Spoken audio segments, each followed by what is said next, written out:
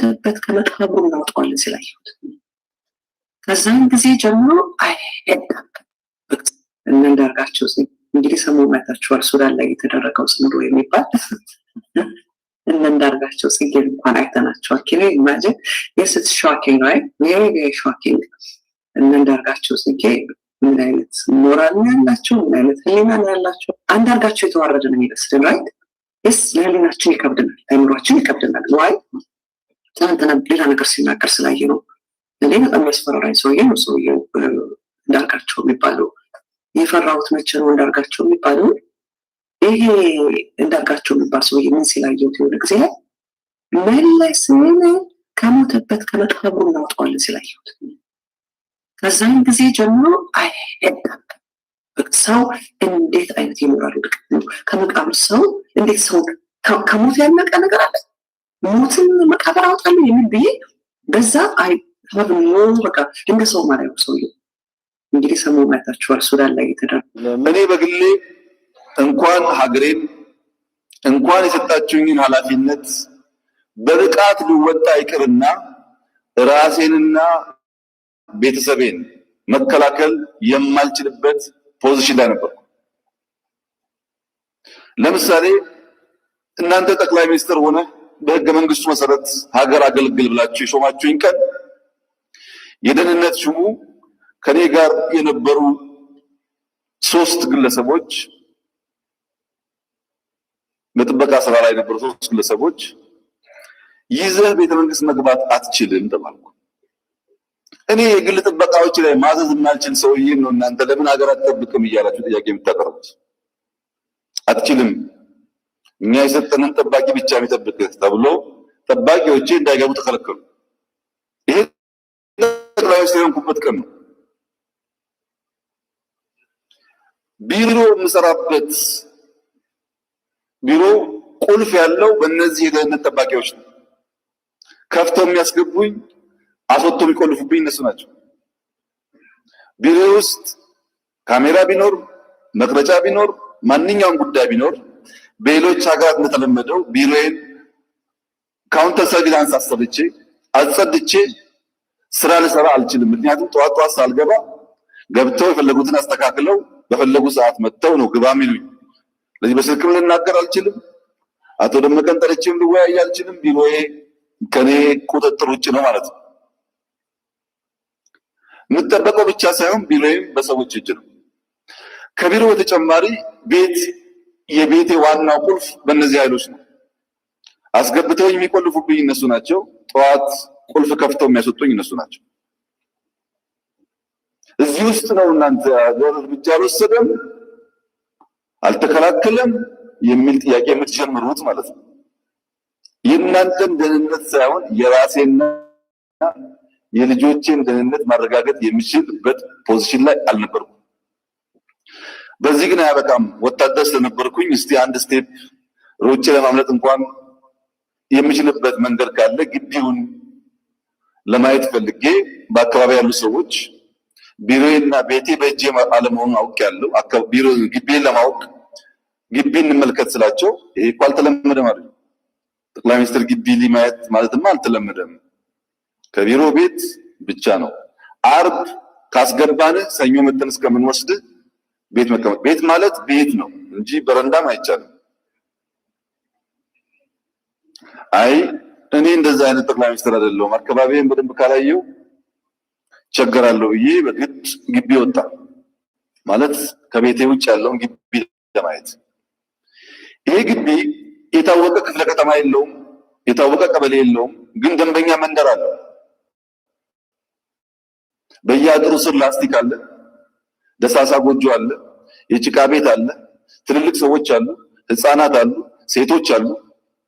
ይሄ ግቢ መንደር ይሁን ቤተ መንግስት ይሁን ግልጽ አይደለም።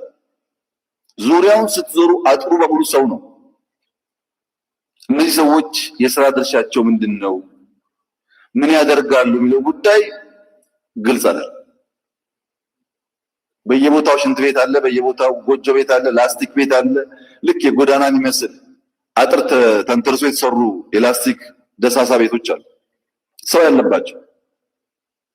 ስለዚህ ቢሮና ቤት ብቻ ሳይሆን ግቢም ሮጦ ለማምለጥ በፍጹም ማይቻል በአደገኛ ሁኔታ ውስጥ እንዳለው በግልጽ ተገነዘቡ።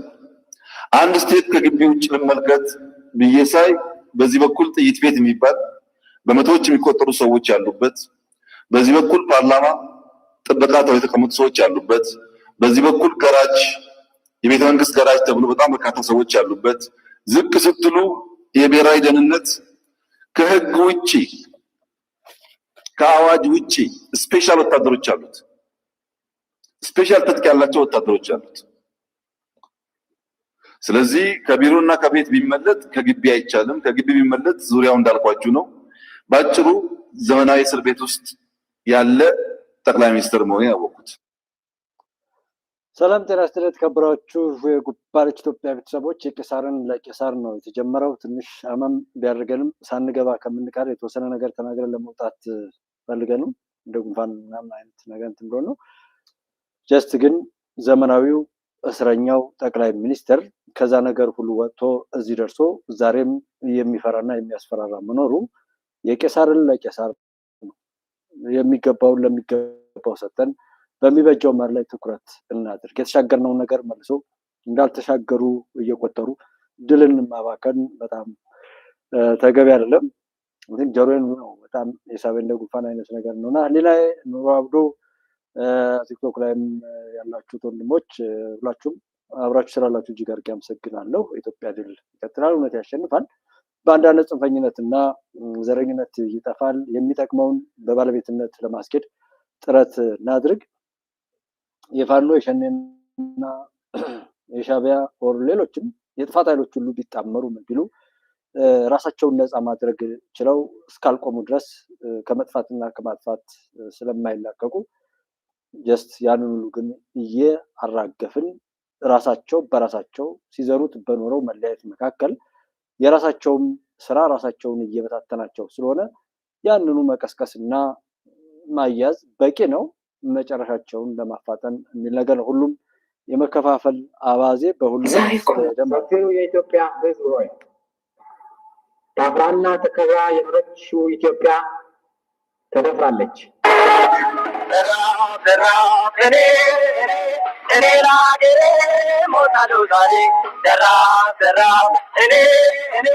እኔ ለሀገሬ ሞታለሁ ዛሬ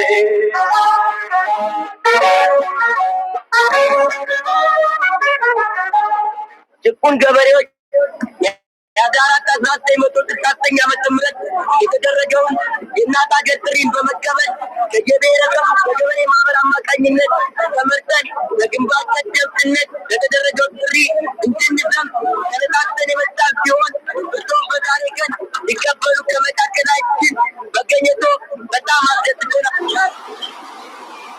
ልክ እንደነበረ ሰውየውን መመልከት አለበት። ከሰውየው አይን ላይ አይናችሁ ትኩር ብሎ ማየት አለበት። በቀጥታ ግራ ወግ ጋር በሚባልበት ጊዜ ሰፊው የኢትዮጵያ ሕዝብ ሆይ መንግስቱ ኃይለማርያም እንግዲህ በዛ ነው ነው። ኤኒዌይ ዛሬም የሚያመልጠን ነገር አለ። ካለፈ በኋላ መጸጸት፣ ማድነቅ፣ መደገፍ፣ መቆርቆር ብዙ ልምድ አለ። ሰዎች ከሞቱ የሆነ ስራቸውን ትተው ከሄዱ በኋላ የማድነቅ አይነት መጥፎ አባዜ አለ። ግን እስከዛሬ ድረስ ቢሆን ላለንበት ነገር የዳረጉን ሰዎች እንደገና ከችግራችን ነፃ ያወጡናል ብሎ ተስፋ ማድረጉ ተገቢ ስላይደለ ከሱ ጋር ራሳችንን ብናላቅቅ እና የራሳችንን ብንሰራ ነው። አሁን እንድንዛለታሰብን ወስዳለሁ ስትል ኤርትራ ከእንዲህ አይነት አደጋ ራሷን ለመከላከል አካባቢ ማን ነው በጉልበት የኢትዮጵያ መንግስት እንደዛ አድርጌ ወስዳለሁ አላለም። እና አንዳርጋቸው ጽጌንና መሰል ሰዎች በየትኛውም ቦታ ላይ ለማርከስ ነገሮችን የሚከውኑ ሰዎች ምንም ያህል ቢወራጩ ብንተዋቸውም እንኳን እስትንፋስ ዘርተው ህይወታቸውን መቀጠል አይችሉም። አንዱ ማረጋገጥ የምንፈልገው እሱ ነው። ሰውዬ ኤርትራ ወርሻለሁ ወርሬ በጉልበት አሰብን ወስዳለሁ ስትል ኤርትራ ከእንዲህ አይነት አደጋ ራሷን ለመከላከል አካባቢ ብዙ ሩቅ ካሉ የተለያዩ መንግስታት እነማናቸው ሊጠቅሙ የሚችሉ የሚል ግንኙነት ብትፈጥር ላውግዛት ነው። እንደዚህ ምግብና ተተኳሽ በመሳሰሉት ብቻ ላይ ተንጠልጥሎ የሚደረግ ትግል ሊሚቴሽን ይኖረዋል ያለው ድጋፍ የሚያደርግልን ኃይሎች ያስፈልጋሉ። ስለዚህ ወደ ኤርትራም ወደ ሶማሊያም ወደ ሱዳንም እናማትባለን። እነሱ ድጋፍ እስከሰጡን እንቀበላለን። ከጀርባቸው ግብጽ ትኖራለች ትኑራ ነው የሚለው ያለው። በፖለቲካ እኮ ታሪክ እንቅስቃሴ እኮ እንዲህ አይነት ነገሮች እኮ ተፈጽሟል እኮ ኤርትራ እና ያንን መድገም ነው የፈለከው። እና አሁን እነዚህ ሰዎች ምን ታሪክ ይዞ ይመጣል? የተከበራችሁት ወንድሞቼ ማስታወስ ያለብን ባንዳ የሆኑ ከገቡበት የኃጢአት የመከራና የባንዳነት ወሬ መላላክ ራሳቸውን ሸቀጥ አድርጎ የሚሸጥ ታሪክ ውስጥ በቀላሉና በቅጽበት ነፃ ሊወጡ አይችሉም። ስለዚህ እነሱ ነፃ አልወጡም ማለት እኛ እነሱን በሽታ ተቀብለን አብረን እንኑር ማለት ስላይደለ በሚበጀው በአግባቡ መሸከፍ ላይ ብናተኩር፣ ምክንያቱም የማይድንን እንደማይድን የሚድንን ደግሞ ለማዳን ልክ አስተውሎቱና ጥበቡ እውቀቱና ምክሩ ትጋቱና ልፋቱ ከኔና ከናንተ ነው እንጂ የሚጠበቀው በቻሉት አቅም ሊገሉን ሞክረው አልሞትን ያልናቸው በቻሉት አቅም ሊያፈርሱ ሞክረው ለዛ ሁሉ ጥፋት ተላላኪና ፊታውራሪ ሆነው ሰሩ የነበሩ ሰዎች ለመፍትሄው አይጠበቁም። ምናልባትም የምንደነቀው እንደውም ለመፍትሄው ከሰሩ ሊሆን ይችላል። ስለዚህ አትደነቁ። አንዳርጋቸው እንደ ነፋሱ ከዚህ በኋላ የሚያጋጥሟቸውን ችግሮችን በዘመነ ጥበብ እያመሳከራችሁ የሚያጋጥሙ ችግሮችን እንድታልፉና ከእናንተ አልፎ በሌሎች አካባቢዎች ላይ ባሉ ወንድሞች መካከል የሚያጋጥሙ ችግሮችን አይደለም ሀገርና ቀጠናው ላይ ያጋጥሙ ችግሮችን ለመፍታት የሚያስችል ብልሃት ታጥቃችኋል ብሎ የሚያስብ ህዝብ እንዳለ በትክክል ተመልክቻለሁ። የጎጃም አማራ ተጋድሎ በአማራ ታሪክ ውስጥ ምን ማለት እንደሆነ ግን የተገነዘባችሁ ካላችሁ በዚህ ባለፉት ጥቂት ቀናቶች ውስጥ በትክክል ተመልክታችሁታል ብዬ አስባለሁ። ምን ያህል ራስ ምታት እንደሆነበት፣ ምን ያህል የዛ አካባቢ ኃይል መዳከም ወይንም በውስጡ ስንጥቃት መፈጠር አማራውን ሊሰብርልኝ ይችላል ብሎ አገዛዙ እንዴት በጉጉት የሚጠብቀው ጉዳይ መሆኑን እንደተመለከታችሁ ታዝቤያለሁ።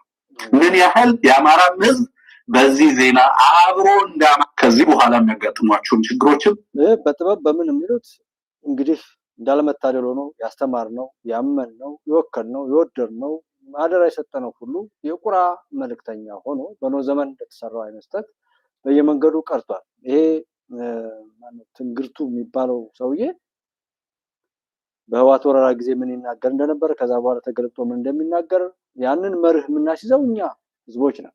ሰዎች መርህ አስይዘን ባለጌውን በብልግናው መቆንጠጥና መቅጣት እስካልቻል ድረስ ማንም ለባለጉና መርህ አልባ በሆነ ሁናቴ ስለበላ ብቻ የኖርክ የሚመስለው የሆነ ነገር ስላለ ብቻ መሆንነት የሚመስለው ሀገርን ለማፍረስ ጥራቶቻችንን ተልኮ ተቀብሎ የባንዳነት ማዕረግን ይዞ የመጣውን ሆዳም ሁሉ ምሁር ስንል የኖርንበትን ነገር ነገ ምሁር ማለት ችግር ፈቺ ሲሆን የትምህርትን ትክክለኛ ለውጥ በተግባር የሚያሳየን ከሆነ ብቻ ምሁር የምንለው ያ ካልሆነና ለጥፋት የሚሄድ ደግሞ እሱን ዳቢሎስ ሰይጣን ብለን በተማረው የጥፋት መስመር ላይ ሁሉ ራሱን ለማጥፋት ተግተን የምንሰራበት ባለቤት ሆነን የምንሄድበት ነገር እንደሆነ ምናየው ነው። የሃይማኖት አባት ተብሎ መምህር ተብሎ በየትምህርት ቤቱ ዩኒቨርሲቲዎች ላይ እኮ ሴት ተማሪዎችን ብቻ የሚደፍሩ መምህራን የሚመስሉ ሰዎች ይመደቡ ነበር። በየዩኒቨርሲቲዎች ላይ ሴቶችን ብቻ እያታለሉ መድፈር እንደ ስራ ተሰጧቸው በማርክም አታለሉ በምን ማለት። ስለዚህ እሱንም ከግምት ውስጥ ያስገባ አረዳድ ኖሮን ያመንነው ሁሉ ከካደን የላክነው ሁሉ በመንገድ ከቀረ የሚበጀውን ማድረግ ላይ ባለቤት ሆነን መሄድ እንጂ ሲሆን ቢውል እስከዛሬ ድረስ ለተፈጠረው ችግር ደብረጽዮን፣ ኢሳያስ፣ ልደቱ አያሌው፣ ዘመነ ካሴ፣ ጀዋር ምናምን የሚባሉት እነዚህ መንገዳችን ሁሉ በርኩሰት ሲሞሉ የነበሩ ሰዎች መፍትሄ ሊያመጡ አይችሉም። ማወቅ ካለብን ከሱ አንጻር ቢሆን ማለት ነው። የማይቀየረው ነገር አይቀየርም። ማንም ይበል ምንም ይበል ማለት ነው። እና የተወሰኑ እንትኖችን እያን ለመሄድ ነው የምንሞክረው። እስኪ ሌላም እንስማ።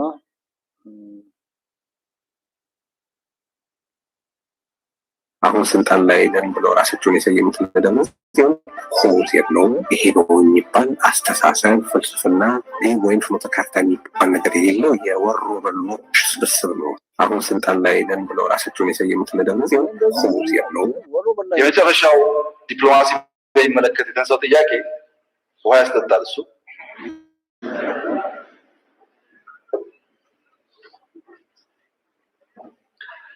የአፍሪካ ቀንድ እንዳይቀደድ የተሰፋ እንዳይጣመር የተቀፈደደ አካባቢ ተብሎ ይወሰዳል። ጂኦፖለቲክሱ እንዳንለያይ እዚህም እዛም አንድ አይነት ዘር፣ አንድ አይነት ቋንቋ፣ አንድ አይነት ባህል አለ። በሁሉም በጣም የተሳሰረ ነው። እንዳንጣመርና አብረን ደግሞ እንዳንሰራ ብዙዎቻችን ከብሔራዊ ጥቅማችን ይልቅ ሌላ ቦታ ነው ያለነው። የሌላ ጉዳይ አስፈጻሚ ነው። ከፍተኛ ኢንተርቬንሽን፣ ከፍተኛ ፉክክር ያለበት ከባቢ ስለሆነ እንደኛ በባህል፣ በቋንቋ፣ በእምነት፣ በብዙ ሀብቶች የተሳሰረ ከባቢ የለም። ለምሳሌ ሰሞኑን አይታችሁ ከሆነ የጅቡቲው ፕሬዝዳንት አባታችን እስማኤል እና ሀሰን ሼክ ሶማሌ ክልል መጥተው ነበር። ከህዝቡ ጋር ይዘፍናሉ፣ ከህዝቡ ጋር ይነጋገራሉ። ዘሴም ባህል፣ ዘሴም ቋንቋ፣ መግባባት ነበራቸው።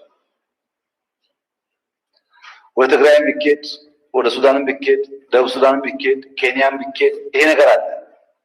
ህዝብ በጣም የተዋበሰ ከባቢ ነው። የተፈጥሮ ሀብትም እንደዚሁ ነው። ይሄ ተጠቅሞ መልማት ይቻል ነበር። ነገር ግን የሁለቱ ውሃዎች ጉዳይ እኛንም እያተረማመሰ በእኛ ጉዳይ የሚገቡ ኃይሎችም እያሰፋ በመሄዱ አንዱ ጎረቤት ለሌላው ጋሻ መሆን ሲገባው ጥይት አቀባባይ ሆኖ ቀረ። አንዱ ለአንዱ መከታ መሆን ሲገባው አንዱ ለአንዱ ችግር አስተላላፊ ሆነ። በዚህ ምክንያት ቀጠናው የራሱ ውስንነት አለበት። ይሄን ለመፍታት ከፍተኛ ጥረት እያደረግን ነው። እንደሚሰምር ተስፋ እናደርጋለን። ይሄ ጥላት እርስ በርሳችን ጥላት አድርገው ለሌሎች መጫወቻ ሆነን በሚጠቅም ነገር ላይ ሳንተባበር እንደ ጥላት በጎሪጥ እየተያየን የጥላቶች ወጥ እንጨት ሆነን እሳቱ ላይ ብቻ ሁልጊዜ በመከራ የኛ መከራ፣ የኛ ሞት፣ የኛ ማንኛውም ስቃይ ሁሉ የሚተረከው የሚገርማችሁ በእኛ ጥላቶች ነው ማለት ነው። ሃይሜ ቲክቶክ ላይ ስለመጣሽ በጣም ነው ደስ የሚለኝ። ቴንኪው። እና እንደዛ አይነቱ ነገርን ለማስቆም ምንድን ነው እያደረግንስ ያለ ነው? እየሰራ ነው? ወደ ውስጥ የማየትና አይነት ወደ ባለቤት የመሆን አይነት አለመምጣታችን፣ አለመስራታችን ስታዩት በቃ ምን ታመጣለህ አይነት መጨረሻቸው ማለት ሁሉም ጫፍ ላይ ደርሰዋል። አንድ ስራቸውን ምናምን በአደባባይ እስከ ጥምዶ ድረስ በግልጽ ነግረውናል። ተጣምረን ለጥፋት ሲያወግዙት ከነበረው ኃይል ጋር አብረን ሆነን እንሰራለን፣ ምንም አታመጡም ብለው ነግረውናል። ሁለት በግልጽ በያሉበት እርስ በርሳቸው መበላላትን በይፋ አውጇል።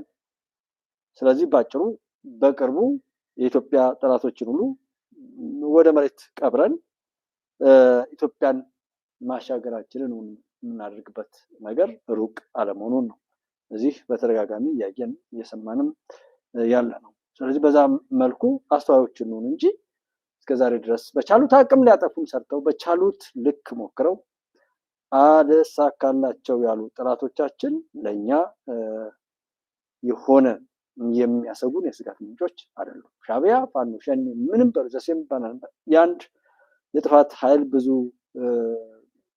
የአንድ ክንድ ማለት ነው ብዙ ጣቶች ብለን ያልነው ነገር ነው እነሱ እያረጋገጡ ነው ያሉት። ምንም ምንም በምን በለኝ ነጃዋርን እንኳን ሲያዩ ምን በለኝ ምንድን ነው የምትለው? ምን በለኝ በሳውዲ ድጋፍ እና በሌሎች በቱርኮች ድጋፍ በግብጾች ድጋፍ የሱዳን ጦር ኃይል በሳውት ኮርዶፋን ላይ እየገፋ እየመጣ ነው። ያንን ዲፍሌክት ለማድረግ ያንን ለማስቀየስ ምን በለኝ በሳውዲ ድጋፍ እና አሁን ይሄ ልጅ ሞክሮ ትናንት ያሰማችሁ ነገር አለ። ይማጭ ከኢትዮጵያ ወሳኝ ሰዎች መካከል ቁጥር 1 ቁጥር 2 ነኝ ብሎ ይል የነበረው ጀዋር መሐመድ ወደ ቲክቶክ ያውም ከሰዎች የተገዛ ቲክቶክ አካውንት ገዝቶ ወደ ነበረበት አክቲቪስትነት ሲመለስ እያየነው ነው። ምን ማለት ነው? እሱ እኮ ራሱ አምኗል። በቃ ከዚህ ባሻገር ምንም ነገር እንደሌለው አምኗል። ሌላው ለምን አያምንም? አቅምን አውቆ መኖር ጥሩ ነው፣ ታላቅ ችሎታ ነው የሚባል ነገር ሁሉ አለ አይደል? እና እነሱ ሁሉ ስላሉ ማለት ነው። የማንነት አስመላሽ ኮሚቴ የሚባል የለም። የማንነት አስመላሽ ኮሚቴ የሚባል የለም። ብልጽግና የሚያስመልስልን ማንነት የለም። የማንነት አስመላሽ ኮሚቴ የሚባል የለም። አትጨነቅ። ታልተመለሰ እኮ አንተ ረጋ ማለት ነው። ምን ብለህ ስላልክ አይደለም። ዝም ብሎ የራስን ዓላማ እነዚህ ሰዎች አሁን የፈለጉትን ያህል ቢጮሁ ያገኙት የነበረው የሆነ ጥቅማ ይሄ ወቅት ካበቃ ወዴት ይሄዳሉ እነዚህ ሰዎች?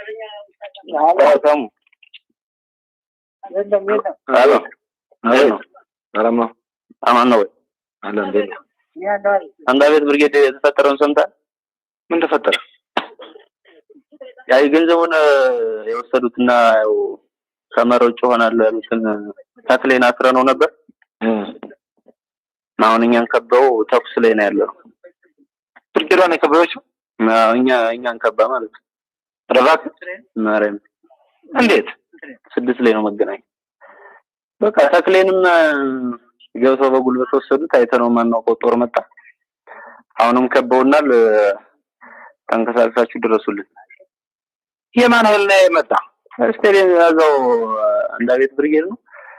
አንድ ቀን ተዋግቶ የማያውቀው ሁሉ ነው እዚህ ያለው። እና አሁን ምንድነው የሚለው? ተኩስ ጀምረዋል። እኔ ሰው ይመታ አላውቅም። ኧረ እባክህ እኛ ላይ ነው እኛን ነው የከበቡን። ማርያም ማን ናቸው ቆራመራው ሄደው? ሁሉም አንድም የቀረ የለም። ትናንት መጠርነፍ አለብን በሚል ሁሉም ተጠርነፈ። በደንብ እሱ ላይ መሸጋ ጠንክሯል። ሁሉም ተጠርነፈ። ሁሉም እንደሄደ ነው። የት ነው? ጃራ ነው።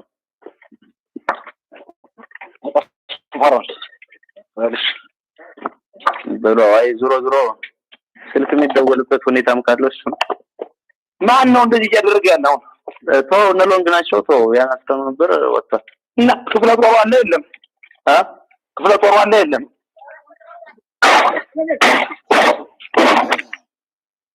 እና እርስ በርሳቸውም እንደዚህ ናቸው።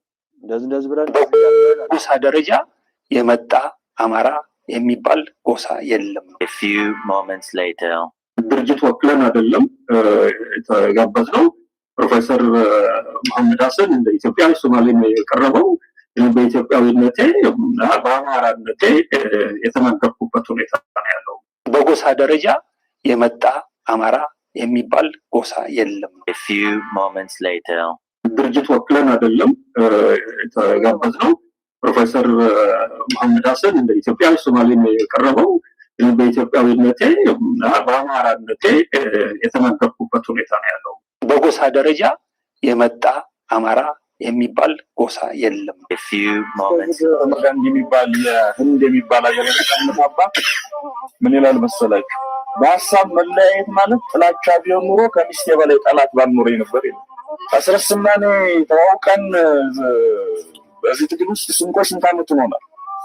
ያውም መሪዎች ተብለን በሀሳብ ሳንለያይ ቀርተን ይመስላችኋል አብረን ያለን? ዝናቡን ከ17 ዓመቱ ጀምሮ አውቀዋለሁ ኤርትራ። በሀሳብ ሳንለያይ ቀርተን ነው ያንን ሀገር በረሃል አሁን የሚያግመችን እየሞከር ነው ያለን። በየቀኑ ሺህ ጊዜ የሚለያ ሀሳብ ታነሳ ትችላለህ። የምትፈታበት መንገድ ይመስል እንጂ ሀሳብ መለያየት ማለት ጥላቻ ቢሆን ኑሮ መጀመሪያ ከሚስቶቻችን፣ ከልጆቻችን፣ ከወንድሞቻችን ጋር ነበር የምንጣለው። ይህ ሁሉ ጥቅም ያለው ኃይል ግን ችግሩን በራሱ እየፈታ መሄድ ይችላል ነው እንደው ለወደፊቱ ያው በጥልቀት በግለሰብ ደረጃ የወረደ ሂስና ግለሰብ ባይሆን አስረስ እንዳለው ግምገማ ነገር ስላደረግን እሱ እንደምሳሌ ነው። ምሳሌ ከሆነ ደግሞ ደግሞ ድንገት ቢደገም እንኳን በመፈታበት አቋር እየመለስን ይፈታን ነው የምንል ማለት ነው። ደጋግሜ እለዋለሁ። ደጋግሜ ማለት ስላለብኝ ነው። አንድ ነገር ልናገር። አማራ የሚድነው ተደራጅቶ ሲታገል ነበር። ተደራጅቶ እየታገለ ነው ያለው። መደራጀት ግን ህመም አለው። ምን ተገንዘቡ? ህመም አለው። አስረስ እኛ ያክል ዓመት ከኔ ጋር ሲቀመጥ እኔ ከሱ ጋር እኛ ያክል ዓመት ሲቀመጥ አብረን ስንታገል ፍጹም የሚጠላውን ያስረስ ማሪ እንዲሸከም ይገደዳሉ። ፍጹም የሚጠላውን የዘመነ ማሪ እንዲሸከም ይገደዳል። እንኳን መሳሪያ ቀመስ ለሆነ መሳሪያ ለተሸከመ አብዮት ተሰባስበን ለሰርግ 3 ቀን ተገናኝተን እንቋውሩ መኖር ይቸግራል። ግን ለግል ሲባል ትችላል እየመረራት ይውጣል። እንዲሁ ሌላ ቦታ ቢታዩ የሚጠበቁ ግን እናንተ አካባቢ ሊታዩ የማይገባቸው አንዳንድ ነገሮች ማስተባበል የሚችሏቸው መሸከም የሚችሏቸው መደራጀት ማለት መሸከም ጭምር ስለሆነ ጉዳዮች ነበሩ የታዘብኳቸው። ተደራጅተህ ስትሰራ ግን ብዙ ነፃነትን አጣ፣ ብዙ ህመም ተሸክመ ብዙ ህመም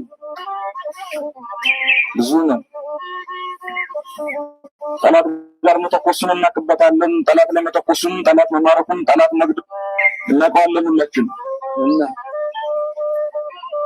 ከጠላት ጋር ከመተናነቅ በኋላ ግን ትልቁ ሆነን ካጠገብህ ያለውን ሰው ባህሪ መሸከም፣ ካጠገብህ ያለውን ሰው ገመና መሸከም። ፎርሳት ነገር ወንድሙን መሸከም የሚችል ድርሻ ከሌለ ታጋይ መሆን አይችልም። ንቆ ሊያጠፋን መጣን ጠላት ወጣ የገጠም ሰው ወንድምና ጓደኛ እንዴት ንቃል? ማንስ ነው አጠገብህ ያለ አማራ ወንድሙን ሳትወድ ለአማራ ህዝብ ነው የምታገል ማለት አችልም። ውሸት ነው። ማስመሰል ነው፣ ግብዝነት ነው። የሀሳብ ልዩነት ልንፈጥር እንችላለን፣ ቁጭ ብለን እንነጋገራለን። ላስቀይመው እንችላለን፣ ቁጭ ብለን እንነጋገራለን። ሊያስቀይመኝ ይችላል፣ ቁጭ ብለን እንነጋገራለን። እንደ ወንድም ያላማረብህ ሊለኝ ይችላል፣ እንደ ወንድም ያላማረብህ ሊለው ይችላል። ተደራጅቶ መታገል ብዙ ተሸከሙ ህመም አለ ወይም ብዙ ተሸክመ መታገል ያስገድዳል። አንዳርጋቸው ጽጌ የሰው ሀገር ወረህ የኢትዮጵያ ህዝብ ከወኔ ይሰለፋል ብለህ አጠብቅ ብሏል። አሁን ዝም ብሎ መቼም እንደዚህ አይነት ወራዳ እንትን አድቫይዘር ነኝ እያለ ሲመካ የነበረ ሰው ያሳዝናል። አሁን ቁጭ ብለን ስናየው ማለት ነው እልም ያለ ክህደት ነው። በጣም በቃ እልም ያለ ማለት እንደ ፖለቲከኛ እንኳን አክት አላደረገ። ይዛል አሁን ከግብጽ ጋር ጦርነት ብትገባ ኢትዮጵያ ነፃ ነኝ የሚል ብሔር የለም። ዝም ብሎ ከሩቅ ቢታይ ግብጽ የምትመጣው የኢትዮጵያ ብሔር ብሔረሰብ እንደ ሀገር አይታ ነው እንጂ ብሔር ለይታ ኢትዮጵያ የምታጠጋ አይደለም። አሁን ብሔር ለይቶ አይመጣም። በነገራችን ከመጣ አይመጣም። ወይም አዲስ አበባን ብቻ ልምታ ወይም የሆነች አካባቢ ልቆጣጠር የሚል ሀይል አለ ከግብጽ ከመጣ ማለት ነው። ትልቅ ፕሮጀክቶች ይዞ ነው የሚመጣው። አገራዊ የኢትዮጵያ ጉዳይ ብልጽግና ኖረ አልኖረ፣ ቲፒኤልኤፍ ኖረ አልኖረ፣ የኢትዮጵያ 120 ሚሊዮን ህዝብ የሚመለከት ኢንተረስት ለመምታት ነው የሚመጣው። እንደዛ ከዛ ውጭ አይደለም። አብይ እኮ ነገር ሀጅ ነው፣ ቲፒኤልኤፍ ሀጅ ነው። ማንም አጠቃላይ ግን አደቢጋ ፒክቸር ሲታይ ግን ግብጽ የምትመጣው የሆነ ብሔር ለማጥቃት የሆነ ፖለቲካ ፓርቲ ለማጥቃት ብላት መጣ። አዎ ይሄ ቄሳርን ለቄሳር ነው የምንሰማውን በሚበጀው እያየን እየተነተን በሚጠቅመን ቆም ብለን እያሰብን የሚጠቅመን ነገር። በነገራችን ላይ አንዳርጋቸው አሮገንት ነው። አሮገንሱ የሚመጣው ደግሞ ከድንቁርና ነው። ይሄን እኔ በድፍረት ነው የምናገረው። ለምንድን ነው ይሄን በተቃረኑ አቋሞቹ ላይ ሁሉ የሚወስደው የእርግጠኝነት መጠን እጅጉ የሚያስደነግጠው። መጽሐፎቹን እንመልከታቸው። አማራ ኬቶሌት ብሎ ጻፈ። እዛ ላይ እኮ ኢትዮጵያዊነት የሚባል የለም። ኢትዮጵያዊነትን ብለው የሚሉት ሰዎች ይላል አንዳርጋቸው የማንነት ቀውስ ያለባቸው የተደቀለ ማንነት ያላቸው ለራሳቸው የማንነት ቀውስ ሲሉ